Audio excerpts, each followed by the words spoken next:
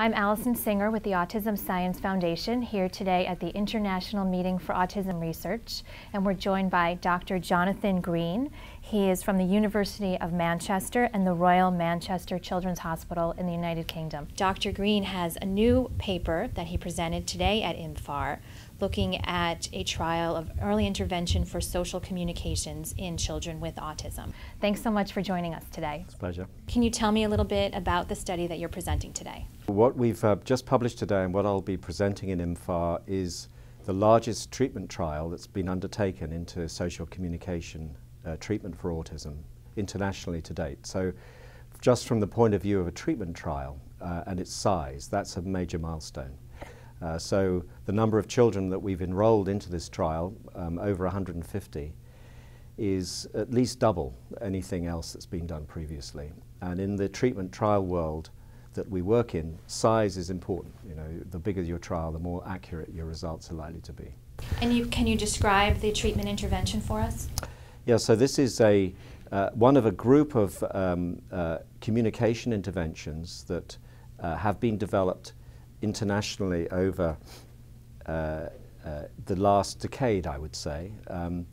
Ours is similar but different to some of the other interventions. They all have as their aim to improve the communication skills of young children with autism.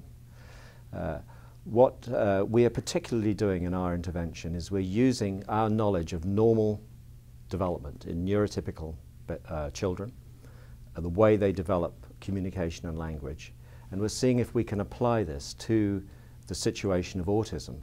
As we know, children with autism have difficulties in communication in a number of ways.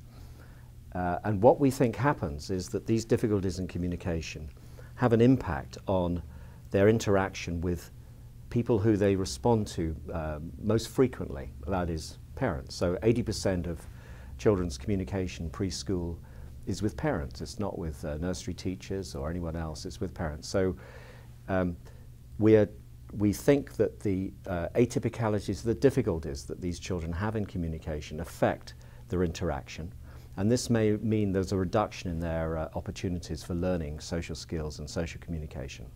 So the aim of our intervention is to work with parents to help them get sensitized to the particular way that autistic children communicate, so that they can respond to that communication sensitively in a way that regular parents do with regular kids.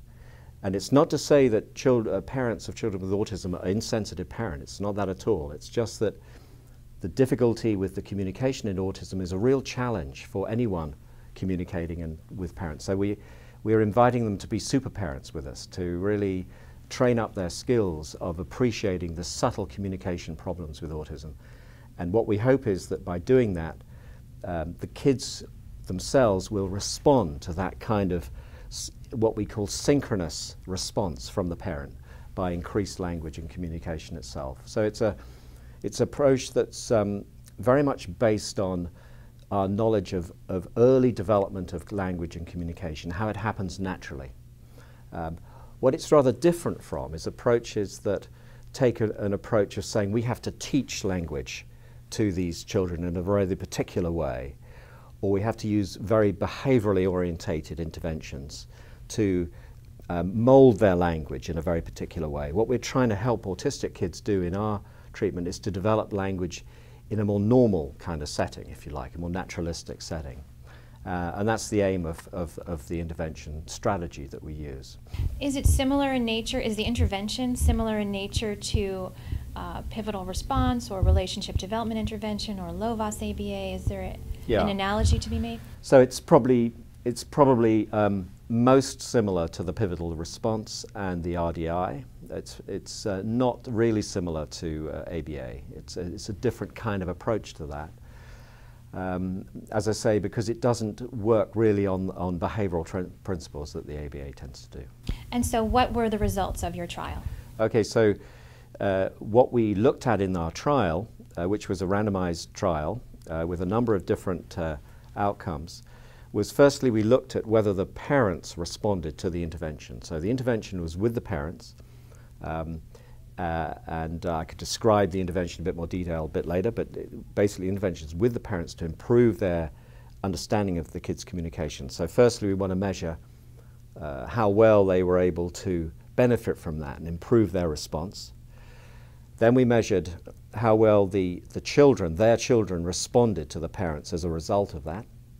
And then we wanted to see whether we could look at how the children were functioning outside that interaction with the parent in different settings, in school, in our clinics, etc., to see whether, if we'd made any difference with the parent and child, whether that would generalize out into the wider community, if you like.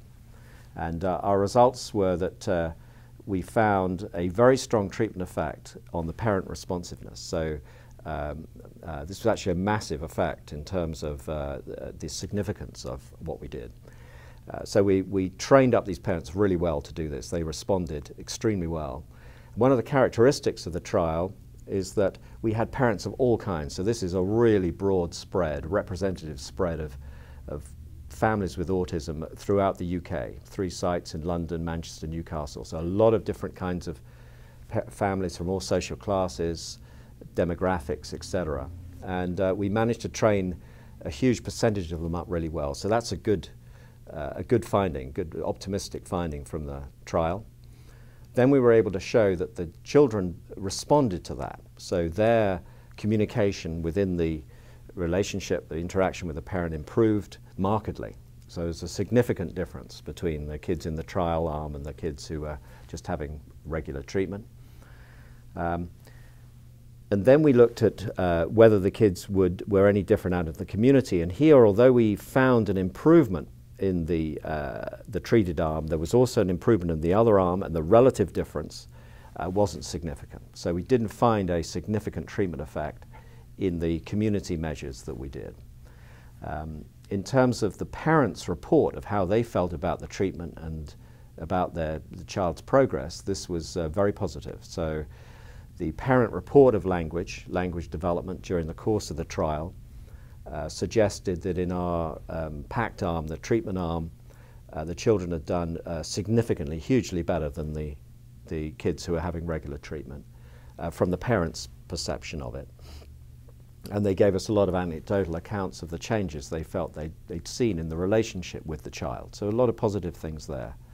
So the overall results of the trial are kind of mixed in that sense. So we were able to change what we call the proximal targets of the treatment in the dyad, but we weren't able to show generalization out into the community, and that's a tough one.